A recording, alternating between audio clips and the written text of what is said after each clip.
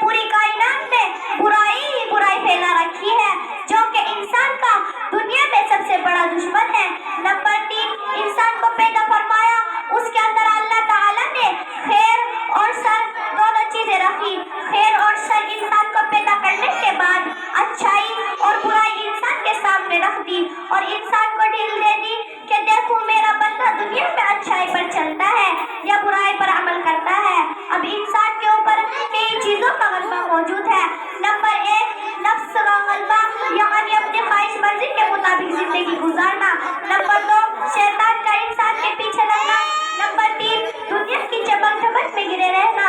उन सब में गिरे रहने के बावजूद इंसान गुनाह करता रहता है, गलती करता रहता है, खूब गुनाह कर लेता है। इतने गुनाह के उसके दफ्तर तैयार हो जाते हैं और इंसान को उम्र भर गुनाह करते करते 20 साल, 40 साल, 60 साल, 2 से भी ज्यादा जिंदगी गुजर जाती है और उम्र भर जिंदगी गुजर जाने के बाद फिर उसको याद आता है कि तूने तो सारी जिंदगी अल्लाह और उसके रसूल सल्लल्लाहु अलैहि वसल्लम के फरमान के खिलाफ गुजार दी।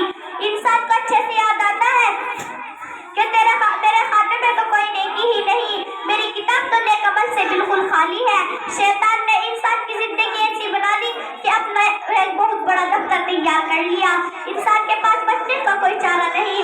हजरात, अगर इंसान अपने तमाम उम्र के गुनाह पर शर्मिंदा होकर अल्लाह के सामने झुककर उसके सामने रोकर गिड़गिड़ा कर सच्चे दिल से तौबा करे तो अल्लाह फरमाता है, ए ईमान वालों, अल्लाह के सामने तौबा करो। सच्ची तौबा यानी आगे के लिए इरादा करो कि मैं गुनाह नहीं करूंगी, तो अल्लाह ताला अपने बंदा या बंदी के सारे गुनाह माफ फरमा देता है और फरिश्तों में ऐलान फरमा देता है कि फरिश्तों, मैं अपने खुला बंदे से जिससे मैं नाराज था आज मैं उससे राजी हो गया हूँ। मेरे बंदे ने मुझसे सुलह कर ली है। अल्लाह ताला तौबा करने से खुश हो जाता है। हजरत गिरामी मूसा अलैहिस्सलाम के जमाने में एक बस्ती में एक शख्स रहता था, बहुत गुनहगार था। वो इतने बड़े बड़े गुनाह करता था कि बस्ती वालों को वो गुनाह बर्दाश्त नहीं होते थे। एक मर्तबा बस्ती वालों ने उस गुनहगार को इतना पीटा कि उसको जख्मी कर दिया और उसको बस्ती से बाहर निकाल दिया। सर्दी का मौसम है, पहाड़ी इलाका है, जख्मी आदमी है।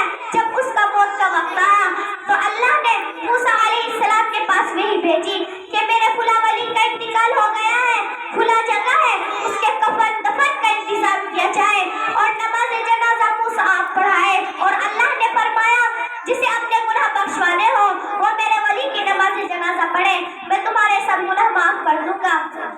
मूसा अलैहिस्सलाम ने अपने लोगों में ऐलान फरमा दिया कि ए लोगों, आज अल्लाह के वली का इंतकाल हो गया है, जिसे अपने गुनाह माफ करवाने हो वो नमाज जनाजा पढ़े, अल्लाह तुम्हारे सब गुनाह माफ कर देगा। मूसा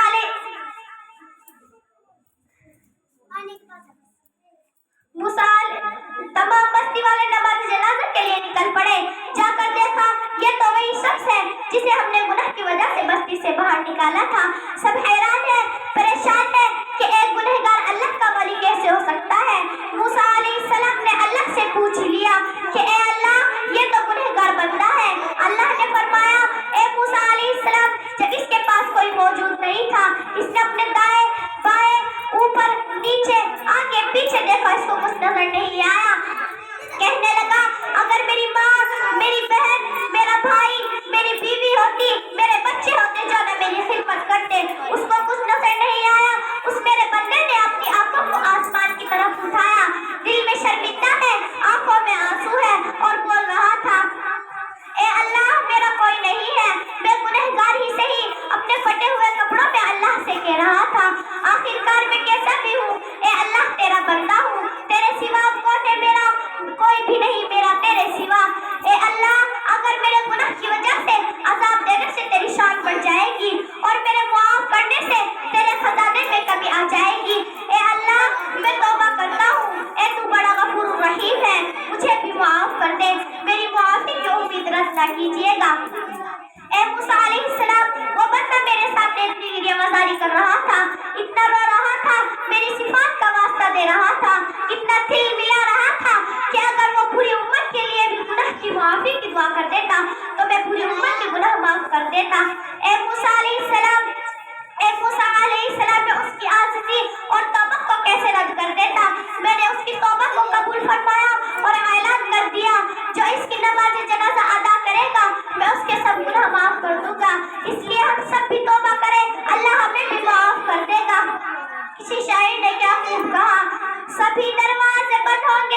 یہ فیصلہ ہوگا، سبھی دروازے بند ہوں گے تو یہ فیصلہ ہوگا، چلو توبہ کرے، توبہ کا دروازہ کھلا ہوگا۔